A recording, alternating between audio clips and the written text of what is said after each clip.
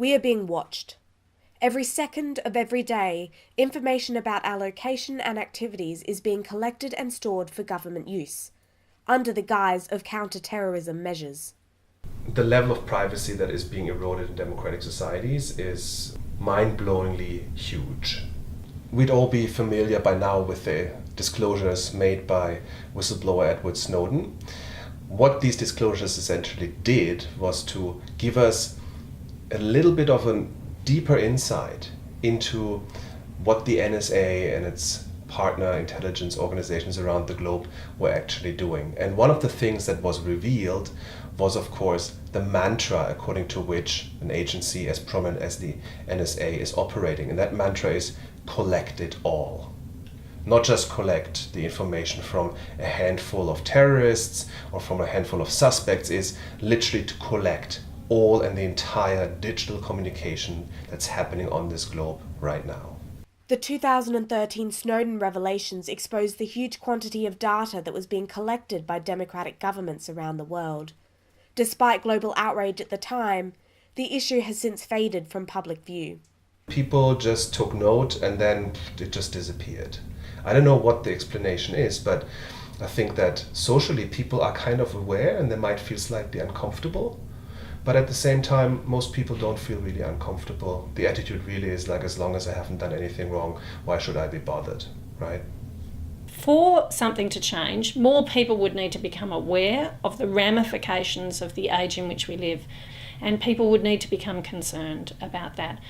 So this again looks like an overreach on the part of the government. We know that governments continue to try and legislate these things. In Australia, because we don't have a Bill of Rights, it's very difficult to get legal pushback against what the government is doing. In Australia, we have to rely pretty much entirely on civil society pushback, and unfortunately there's been relatively little of that. With minimal social or legal pushback, the negative effects of mass surveillance are growing. What this does, and there's demonstrable evidence of this now, is it contributes to a thing called a chilling effect. So in free speech theory, a chilling effect is a concern. A chilling effect is the idea that you have a law or a policy or a practice that is so bad that it doesn't actually penalise people for expressing their views, but what it does is prevent people from expressing their views because they're scared of coming into contact with authorities for another reason, say because they become suspected of terrorism or they become suspected of a crime. When mass surveillance occurs, we know that that has a broad chilling effect on people's ability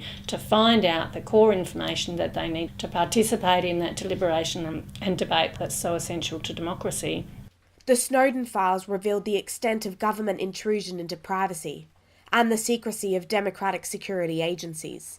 Number one, I think that the disclosures showed that the existing democratic checks and balances that most democracies have, and that in a way are at the foundation of a democratic system, tended to fail. Without the Snowden disclosures, we would have never seen what government agencies have been doing on behalf of their populations, because they did it in secret. They never talked about it. The parliamentary oversight either did not exist or has been way too weak. And as we have seen subsequently through several rulings by Supreme Courts in different countries, was, for instance, that the US Supreme Court ruled that what the NSA had been doing had been unconstitutional. So the number one is the failure of existing institutions to actually check and protect the liberty and the freedoms that democracy needs to have. That's point number one. Point number two is the empirical evidence we have in a couple of instances where we can now point to the effects that the revelations that the NSA is doing these kinds of activities, and other intelligence agencies as well, the effects that this is having on how humans behave in their digital footprint, in their digital behavior. We can see very documented empirical evidence that people feel disinclined to search what they find are politically sensitive topics in their Google searches. People, there's a marked drop post these Snowden revelations in terms of what people have been looking for on Google, what journalists feel comfortable about writing in the newspapers. So it has significant effects on some of the basic functionings of our democracy, which is based on the idea that as citizens in a democracy we need to be well informed. Secondly, where we can't be informed, we rely on the media and on journalism to provide for that type of information. But the chilling effect that we can document that has been shown points to a direction where we see these kinds of institutions and abilities being undermined. The chilling effect has dulled public pushback, but there is still potential for things to change. There's at different times and different moments, people are pushing in different countries, right? But given how our world is connected, other people take notice. At the same time, governments are stepping up their efforts, right, and expanding their intelligence gathering and big data mining ever more. So it's in a way kind of a catching up struggle, right? And I think it will always remain that. And maybe the goal is to sort of try to not make that gap even go higher. Mass surveillance systems were introduced as a counter-terrorism measure after the Twin Towers bombing in 2001.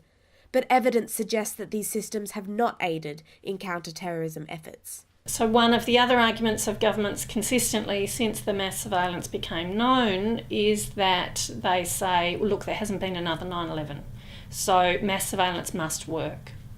And so it's true there hasn't been another 9/11, but there's also plenty of evidence into the link between mass surveillance and policing that has thwarted terrorist attacks. All of the research, at least the stuff that we know about that's in the public domain, says that where terrorist attacks have been thwarted, it has been as a result of very traditional policing practices, identifying a suspect, getting a warrant to put individual surveillance on a suspect as opposed to mass surveillance of everybody. So we do know that terrorist attacks have been thwarted, but it seems to me, at least the evidence suggests, that those terrorist attacks have been thwarted due to traditional policing techniques and not due to mass surveillance. And if that's the case, then you do have to ask whether it's been useful.